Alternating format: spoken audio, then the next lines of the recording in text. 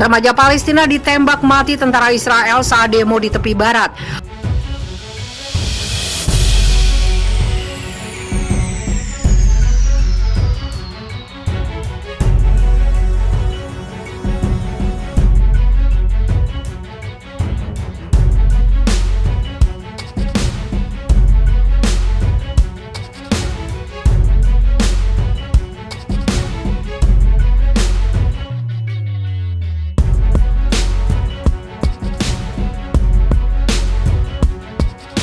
Seorang remaja Palestina tewas usai terkena tembakan tentara Israel dalam unjuk rasa di wilayah tepi barat. Unjuk rasa itu pecah setelah otoritas Israel menyetujui rencana pembangunan 3.000 unit permukiman Yahudi baru di wilayah itu.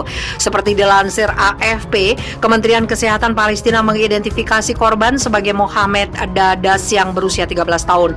Dadas dilaporkan meninggal dunia di rumah sakit setelah ditembak di bagian perut dalam bentrokan antara demonstran Palestina dan tentara Israel di desa Der Al-Hatab di sebelah timur Nablus pada hari Jumat waktu setempat. Warga Palestina kerap menggelar unjuk rasa memprotes perluasan permukiman Israel yang dianggap ilegal oleh komunitas internasional. Perdana Menteri Palestina Mohamed Shtayyeh, seperti dikutip kantor berita Wafa News Agency, menyebut kematian Dads sebagai terorisme negara yang terorganisir. Secara terpisah, tentara Israel menyebut insiden itu tengah dikaji. Kerusuhan terjadi di rute yang berdekatan dengan komunitas Elon Moreh. Demikian pernyataan tentara Israel kepada AFP. Tentara Israel disebut merespon dengan cara pembubaran kerusuhan dan tembakan peluru tajam ke arah orang yang melemparkan batu ke arah tentara Israel. Kantor berita Wafa menyebut 5 warga Palestina lainnya mengalami luka dalam bentrokan di desa Beita dan Bet Dajan di tepi barat bagian utara. Militer Israel menuturkan kepada AFP bahwa tentaranya menggunakan cara pembubaran kerusuhan di 2 lokasi di mana sekitar 140 perusuh melemparkan batu ke arah tentara Israel. Konfrontasi terjadi beberapa hari setelah Israel pada 27 Oktober lalu mengumumkan akan melanjutkan rencana pembangunan 3.000 unit pemukiman Yahudi di tepi barat. Meskipun menuai kritikan internasional, salah satu kritikan datang dari Amerika Serikat. Sekutu Israel dengan pemerintah Presiden Joe Biden menolak secara keras pembangunan di tepi barat.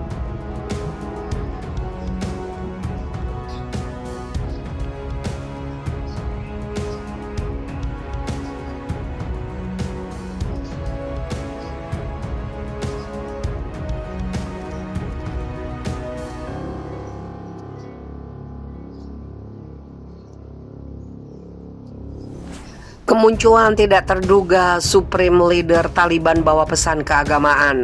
Supreme Leader Taliban Hibatullah Akhundzada muncul tidak terduga di depan publik. Ini adalah kemunculan perdananya setelah dirinya menjabat sebagai pemimpin tertinggi Taliban pada 2016.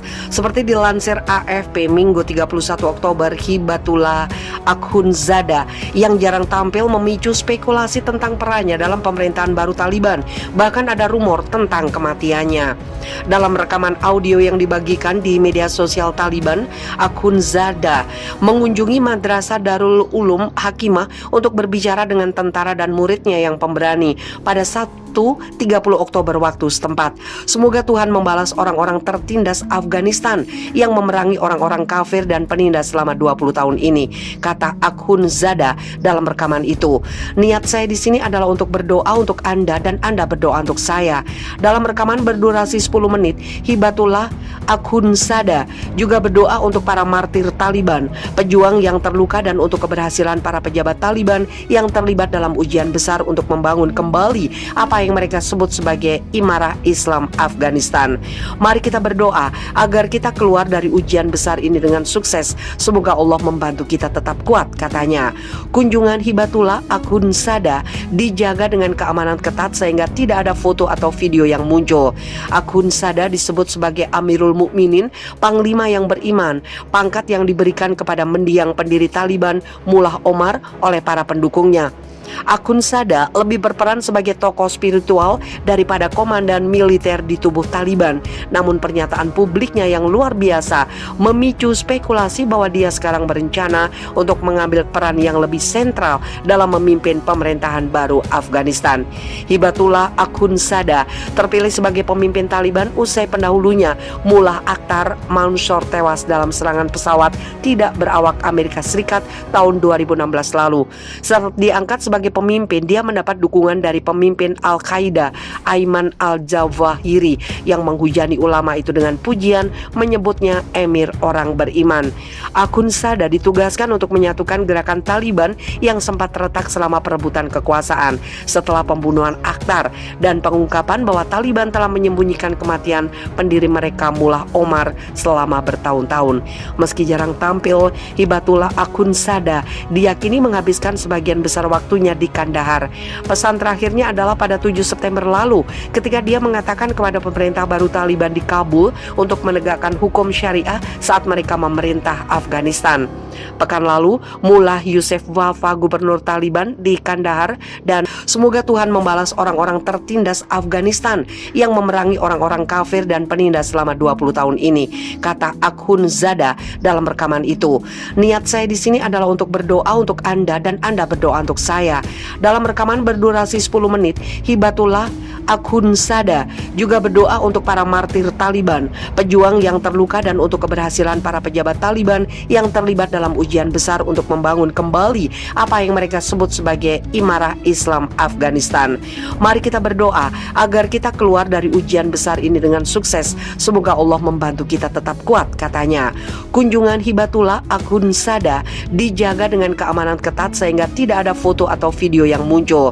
Akhundzada disebut sebagai Amirul Mukminin, panglima yang beriman, pangkat yang diberikan kepada mendiang pendiri Taliban Mullah Omar oleh para pendukungnya.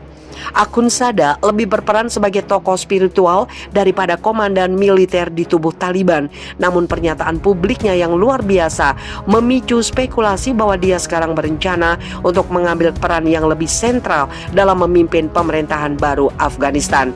Hibatullah Akhundzada terpilih sebagai pemimpin Taliban usai pendahulunya Mullah Akhtar Mansur tewas dalam serangan pesawat tidak berawak Amerika Serikat tahun 2016 lalu. Saat diangkat sebagai pemimpin, dia mendapat dukungan dari pemimpin Al-Qaeda Ayman al-Zawahiri yang menghujani ulama itu dengan pujian, menyebutnya emir orang beriman. Akhundzada ditugaskan untuk menyatukan gerakan Taliban yang sempat retak selama perebutan kekuasaan setelah pembunuhan Akhtar dan pengungkapan bahwa Taliban telah menyembunyikan kematian pendiri mereka Mullah Omar selama bertahun-tahun. Meski jarang tampil, Hibatullah Akhundzada diyakini menghabiskan sebagian besar waktunya di Kandahar. Pesan terakhirnya adalah pada 7 September lalu ketika dia mengatakan kepada pemerintah baru Taliban di Kabul untuk menegakkan hukum syariah saat mereka memerintah Afghanistan.